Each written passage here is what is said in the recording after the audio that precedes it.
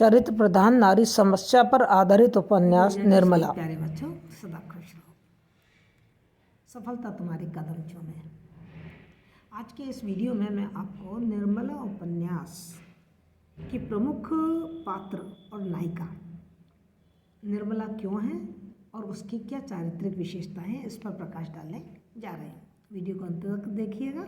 यदि कोई प्रॉब्लम आए तो कमेंट करके ज़रूर मुझे बताएं। मैं आपकी हर समस्या का समाधान करने की कोशिश करूँगी। उपन्यास, जैसा कि हम जानते हैं, एक सामाजिक उपन्यास है, एक नायिका प्रधान उपन्यास है। इस उपन्यास में काफ़ी सारे पात्र हमारे सामने आते हैं। नारी पात्रों में भी कल्याणी है, कृष्णा है, निर्मला है, रुक्मणी है, सुधा है। साथ ही पुरुष पात्रों में उदयलाल भानु हैं, भालचंद्र हैं, मोटेराम शास्त्री हैं, तोताराम हैं, मनसाराम हैं, जियाराम हैं, डॉक्टर भुवन मोहन हैं। इन सब पात्रों को यदि हम एक नज़र से देखते जाएं तो इसमें जो सबसे प्रमुख पात्र हमें दिखाई देता है, या सबसे प्रमुख पात्र जो हमें दिखाई देते हैं, यदि पुरुष वर्ग में छाँटें तो तोताराम और नारी वर्ग में छाँटें तो निर्मला। लेकिन मैं कहूँगी कि ये जो निर्मला उपन्यास है, ये उपन्यास एक नायिका प्रधान उपन्यास है, और इसीलिए मुंशी प्रेमचंद ने इसका नाम भी निर्मला रखा, इसकी नायिका के नाम पर ही रखा। तो निर्मला ही इस उपन्यास की प्रमुख पात्र को मैं मानती हूँ। मतलब वही प्रमुख पात्र होने के लिए पूरी तरीके से उचित है, सर्वथा उचित है कि इसमें निर्मला को ही प्रमुख पात्र माना जाए। कुछ कारणों पे विचार करते हैं कि हम निर्मला को ही प्रमुख पात्र क्यों माने, या किसी भी कहानी में किसी पात्र को प्रमुख पात्र क्यों माना जाता है। इसके कुछ तथ्य मैं आपको बताने जा रही हूँ। सबसे पहली बात यह है कि निर्मला को हम इस उपन्यास का प्रमुख पात्र इसलिए मान रहे हैं कि ये जो उपन्यास है, जहाँ से प्रारंभ हो रहा है, वो निर्मला के स्वप्न से ही प्रारंभ हो रहा है। मतलब इसकी शुरुआत निर्मला से हुई है और अंत भी निर्मला की मृत्यु पर ही हो रहा है। पूरा उपन्यास यदि हम पढ़ें तो हम देखते हैं कि निर्मला एक स्वप्न देख रही है, उससे ये प्रारंभ हो रहा है। दूसरा जो बहुत प्रमुख कारण हमको निर्मला को इसका प्रमुख पात्र मानने का दिखाई देता है, वो ये है कि इस उपन्यास का जो कथानक है, उस कहानी में हर जगह निर्मला मौजूद है। पूरे कथानक में निर्मला की जो गतिविधियाँ हमें देखने को मिलती है, कहीं से भी निर्मला गायब नहीं है। पूरे कथानक में उसकी धारा, मतलब पूरी कथा निर्मला की चारों तरफ ही चल रही है, उससे अलग नहीं है। इसके साथ ही जो निर्मला उपन्यास है और जो उसका जो प्रमुख उद्देश्य है, दहेज प्रथा और अनमेल विवाह के दुष्परिणाम को दिखाते हुए उनका समाधान प्रस्तुत करना, इन सारी दुष्प्रथाओं का और जो गतिविधियाँ हुई हैं, उन सब गतिविधियों का सबसे ज़्यादा प्रभाव निर्मला पर ही पड़ रहा है। निर्मला का ही दहेज के कारण पहला विवाह नहीं हो पाता, सगाई टूट जाती है, और जो दूसरा विवाह हो रहा है वो अनमेल विवाह इसी दहेज प्रथा के कारण आ रहा है। और उस अनमेल विवाह की शिकार निर्मला ही है, और निर्मला के ही जीवन में ही वो सारी घटनाएं घट रही हैं, और निर्मला का जीवन इस अनमेल विवाह के कारण पूरी तरीके से छिन्न भिन्न हो जाता है। तीसरा कारण हम जो देखते हैं कि निर्मला उपन्यास में जितने भी पात्र हैं, वो सारे के सारे पात्र कहीं ना कहीं निर्मला से ही संबंध रखते हैं। उन सबका वो संबंध वो निर्मला से है, किसी भी रूप में, चाहे मायके की तरफ से हो, चाहे समाज में मित्रता के रूप में हो, और या फिर ससुराल में हो। एक चीज़ जो हम देख रहे हैं वो ये है कि जो निर्मला इस उपन्यास के बिल्कुल केंद्र में है।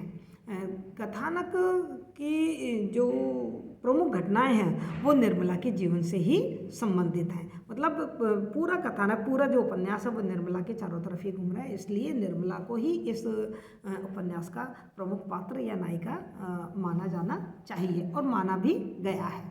आइए अब देखते हैं निर्मला की चारित्रिक विशेषताओं के बारे में थोड़ी बात करते हैं कि निर्मला की क्या चारित्रिक विशेषताएं थी। सबसे पहली विशेषता जो हम निर्मला की देखते हैं वो देखते हैं कि जो निर्मला है वो अपूर्व सुंदरी है, अनिद्य सुंदरी है। उपन्यास में निर्मला का रूप सौंदर्य काफ़ी आकर्षक बताया गया है। जब वह वस्त्राभूषण पहनकर अपना सौंदर्य, अपना श्रृंगार करके जब वो शीशे के सामने खड़ी होती है, आईने के सामने खड़ी होती है, तो वो अपने रूप आभा को देखकर खुद ही दंग हो जाती है, और उसके मन में कुछ, मतलब जो कामनाएं हैं, जो वो तृष्णाएं हैं, जो कामनाएं हैं, जो इच्छाएं हैं, वो तड़पने लगती हैं। मुंशी तोताराम भी उसके सुंदरता पर बहुत ज़्यादा फिदा हैं एक तरीके से, जब वो कचहरी से हारे थक के आते हैं और जब वो सजी संवरी निर्मला की सुंदरमय छवि को देखते हैं तो वो अपने पूरे दिन भर की थकान को बिल्कुल भूल जाते हैं। यहाँ तक कि जो उसकी सखी है सुधा, वो भी निर्मला को शहर की सबसे सुंदरी स्त्री मानती है। उसने अपने पति से कहा है उसका परिचय देते हुए कि ऐसी परम सुंदर स्त्री इस शहर में दो चार ही होंगी, तुम मेरा बखान करते हुए नहीं थकते हो और मैं तो उसके सामने लौंडी बनने की भी योग्य नहीं हूँ। तो इसी संदर्भ में जो सुधा है वो बार बार टोकती है कि तुमने एक बहुत सुंदर और एक बहुत ही सुशील स्त्री को अनजाने में ठुकरा दिया। और भी उपन्यास में कई जगहों पर हमें निर्मला की सुंदरता का जो की विशेषता है वो देखने को मिलती है। दूसरी विशेषता जो हम देख रहे हैं निर्मला की वो है उसका पतिव्रता व्रत, उसकी पति परायणता। निर्मला का विवाह यद्यपि उसकी उम्र से दुगनी उम्र से भी ज़्यादा के व्यक्ति तोताराम से हुआ है, जो कि उनके पिता के उम्र के व्यक्ति हैं। उसे तोताराम से बोलने चालने में काफ़ी संकोच सा लगता है, काफ़ी अरुचि है, अनिच्छा है, क्योंकि वो जब भी तोताराम को देखती है तो तोताराम में उसको पति कम और पिता ज़्यादा दिखाई देते हैं, इसलिए वो तोताराम से थोड़ी दूर दूर रहती है। लेकिन फिर भी वो तोताराम को अपना पति परमेश्वर मानती है। उसमें भारतीय महिलाओं के वो सारे आदर्श दिखाई देते हैं कि वो किस तरीके से अपने पति को खुश रखना चाहती है, अपने मन को मार के वो सारे काम करती है जिससे तोताराम को थोड़ी खुशी मिले, उसको संतुष्टि मिले। और वो उसकी सेवा करती है। जब वो बीमार हो जाता तोताराम तो वो उसकी काफ़ी सेवा करती है, उसी के लिए वो सौंदर्य अपना श्रृंगार करती है। और इसके साथ ही साथ हम ये देख रहे हैं कि उसने कभी भी जबकि वो इतनी युवा है और उसका पति एक अधेड़ उम्र का व्यक्ति है जो उसकी शारीरिक आवश्यकताओं को पूरा नहीं कर पाने में असमर्थ है, लेकिन कभी भी जो निर्मला है उसने किसी अन्य पुरुष के बारे में कभी सोचा भी नहीं है। तो इस प्रकार वो पतिव्रता और पति कृष्णा से कहती है, कृष्णा मैं सौगंध खाकर कहती हूँ जो मेरे मन में उनकी ओर से जरा भी मैल हो, मुझे जहाँ तक हो सकता है उनकी सेवा करती हूँ। अगर उनकी जगह कोई और भी देवता होता तो भी मैं इससे ज़्यादा और कुछ ना कर सकती थी। उन्हें भी मुझसे प्रेम है, बराबर मेरा मुख देखते रहते हैं, पर जो बात मेरे काबू के बाहर है उसके लिए क्या कर सकते हैं, मैं क्या कर सकती हूँ। पर यहाँ निर्मला के पति के प्रति जो उसकी पतिव्रता की भावना है वो हमें साफ साफ एक विशेषता जो हम उसकी देख रहे हैं वो ये देख रहे हैं कि वह काफ़ी गुणवती स्त्री है। उसके अंदर स्त्रियों चित्त जितने भी गुण होने चाहिए वो सब गुण उसके अंदर हैं। वो एक ही बहुत ही सहृदय लड़की है, श्रेष्ठ गुणों से मंडित है। उसके अंदर क्षमा भावना है, यदि कोई उसके प्रति कोई गलती कर रहा है तो वो उसको तुरंत क्षमा भी कर देती है। हमने कई बार देखा है मनसाराम को उसने कई ऊंच नीच कहा है, रुक्मणी ने कई बार कहा है, लेकिन वो उसको अपने हृदय में गांठ बांधकर नहीं रखती है। उसमें त्यागी की भावना है, कर्तव्य परायण है, वो बहुत ही एक निष्कपट महिला है। सुधा से जो उसकी मित्रता है उसमें कोई भी कपट या कोई स्वार्थ नहीं है। साथ ही हम देख रहे हैं कि जो निर्मला है वो बहुत ही चिंतनशील और एक विचारशील स्त्री है। यद्यपि वो अपने जीवन में कुछ ज़्यादा नहीं पढ़ना चाही थी, पढ़ाई की उसका मन बहुत था, शादी के बाद भी वो मनसाराम से अंग्रेजी पढ़ती है, लेकिन जो उसकी बुद्धि है वो पूरी तरीके से परिपक्व है और वो काफ़ी चिंतनशील और बहुत ही सही तरीके से विवेकपूर्ण तरीके से सोचती है। जब मनसाराम पे तोताराम बहुत सारे बंधन लगा देते हैं तो वो मनसाराम को हर तरीके से समझाती है कि अपने एक युवा पुत्र से आपको कैसा व्यवहार करना चाहिए। निर्मला एक आत्मसंयमी स्त्री है। हम सब जानते हैं कि निर्मला का अनमेल विवाह हुआ था 15 साल की उम्र में 35 साल के अधेड़ व्यक्ति से उनका विवाह हुआ, जो देखने में भी कोई ज़्यादा आकर्षक नहीं थे, पेट उनका निकला हुआ था, लेकिन वो कभी भी उसने अपने संयम को नहीं खोया। वो अपने संयम पर डटी रही। ऐसी बात नहीं है कि उसके सामने कुछ ऐसी परिस्थितियाँ नहीं आई। घर में एक युवा लड़का था मनसाराम जो उससे 1-2 साल बड़ा था, जो उसका ही हम उम्र था, और इसी कारण तोताराम तो उस पर शक भी करता है मनसाराम के और निर्मला के अवैध संबंधों के बारे में उसको शक भी होता है, उन पर आरोप भी लगाता है। लेकिन निर्मला के मन में मनसाराम के प्रति कभी भी इस तरीके की दुर्भावना नहीं आई। वो हमेशा उसको अपने पुत्र की तरह ही देखती रही। बड़ी पुनीत और पावन वात्सल्य में जो प्रेम है वो उसके ऊपर लुटाती रही। अच्छा, ना केवल परिवार बल्कि परिवार के बाहर जब भुवन मोहन एकांत पाकर उससे साथ कुछ छेड़छाड़ करते हैं तो अभी निर्मला को ये बहुत नागवार गुजरता है और वो किसी भी तरीके से अपने संयम को खोने के लिए तैयार नहीं है और कभी भी वो विचलित नहीं होती है, बल्कि अपने यौवन पर, अपने इंद्रियों पर पूरा संयम रख के एक आत्म संयमी और एक पवित्र और पावन जीवन वो जी रही होती है। इसीलिए हम कह रहे हैं कि जो उसका जीवन है वो बहुत ही पुनीत और पावन है और तथा बहुत ही सुशील और सुसंस्कृत लड़की है जो निर्मला है। निर्मला के जो आचरण है वो बिल्कुल ही मतलब संस्कारपूर्ण है। उसके अंदर कहीं भी हमें कोई इस तरीके की बुराई दिखाई नहीं देती जो कि उस पर कोई उंगली उठाई जा सके। जब उसका विवाह होता है तो एक अधेड़ उम्र के व्यक्ति से उसका विवाह हो रहा है। हम देख रहे हैं वो उस समय भी अपने मायके में अपनी माँ से कुछ भी इसका विरोध नहीं करती है, चुपचाप उस चीज़ को वो सहन कर लेती है। जबकि बचपन में वो काफ़ी चंचल और सह सपाटे में रुचि रखने वाली लड़की थी, लेकिन शादी के बाद परिवार की सारी जिम्मेदारियों को वो सहर्ष स्वीकार कर लेती है। जो रुक्मणी है वो उसको बहुत जलाकटा सुनाती है, ताने मारती है, उसके साथ कपटपूर्ण व्यवहार करती है, लेकिन कभी भी उसने रुक्मणी को पलट के जवाब नहीं दिया, नहीं कहीं रुक्मणी के साथ उसने कोई दुर्व्यवहार किया है। तोताराम भी कई बार उसको खरी खोटी सुना देते हैं। मनसाराम भी जब थोड़ा सा उसका शिकार हो जाता है, षड्यंत्र का शिकार हो जाता है, तो वो भी इससे निर्मला से काफ़ी अशिष्ट व्यवहार करता है, लेकिन निर्मला ने कभी भी उसे अशिष्टता का जवाब अशिष्टता से नहीं दिया। तो इस तरीके से वो एक बहुत ही सुशील और संस्कारशील लड़की है जिसने कभी भी कोई मर्यादा नहीं तोड़ी है, ना मायके की कोई मर्यादा तोड़ी है, ना कोई ससुराल की मर्यादा तोड़ी है, ना मित्रता की उसने कोई मर्यादा तोड़ी है। जो निर्मला है वो काफ़ी आभूषण प्रिय और श्रृंगार प्रिय लड़की है और निश्चित रूप से जो लड़कियां होती हैं, जो महिलाएं युवती हैं, उनका आभूषण प्रेम तो जग प्रसिद्ध है। उन्हें अपने आभूषणों से तो प्यार होता ही है। तोताराम निर्मला की सहृदयता प्राप्त करने के लिए, उसका प्रेम प्राप्त करने के लिए उसको समय समय पर बहुत सारे गहने ला के देता है और निर्मला उन गहनों को बड़ी चाव से पहनती है। पहनकर जब उसको अपने आप को आईने में देखती है तो उसको अपने आप पर गर्व होता है। वो आभूषण से न केवल अपने सौंदर्य प्रसाधन को बढ़ाती है, बल्कि वो एक व्यवहार कुशल लड़की भी है। तो उसे ये मालूम है कि ये आभूषण आज मेरा सौंदर्य को बढ़ा रहे हैं, लेकिन कल ये आभूषण कभी बुरे समय में काम भी आएंगे। तो इस तरीके से वो आभूषण को अपनी संपत्ति मानती है। और आपने देखा होगा कि उसके पास जो आभूषण है, जो 5-7 हज़ार के उसके पास गहने हैं, उनको वो बहुत संभाल के एक संदूचकी में रखती है और उस संदूचकी को वो हमेशा अपने पास ही रखती है। तोताराम कई बार कहते भी हैं कि अलमारी में रखो, लेकिन नहीं, वो उसको हमेशा अपने पास ही रखती है। और जब उसका जो बीच का बेटा होता है जिया राम, उसके आभूषणों को चुरा के ले जाता है तो उसे बड़ा दुख होता है और वो मूर्छित होकर गिर जाती है और उसे ये चिंता होती है कि भविष्य में मतलब ये आभूषण ही मेरे काम आते हैं, लेकिन अब ये आभूषण भी चले गए, तो उसे अपना भविष्य भी बड़े अंधकार में दिखाई देने लगता है। साथ ही हम ये कहेंगे कि जो निर्मला है ना, वो एक वात्सल्यमयी महिला है। यद्यपि 15 साल की उम्र में उसका विवाह हो जाता है और जब वो अपने ससुराल पहुंचती है तो वहाँ पति के साथ वो 3 बेटे पाती है। एक बेटा तो बिल्कुल उसका हम उम्र है, एक उससे छोटा है ना।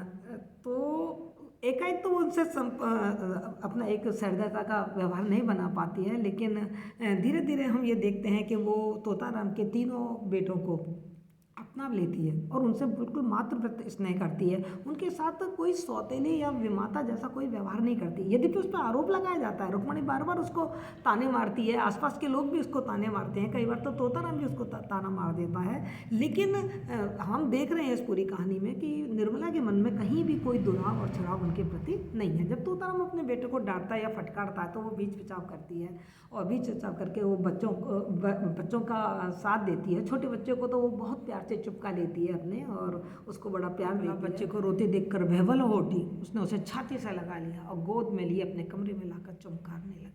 मतलब इसकी ममतामयी भावना को देखिए।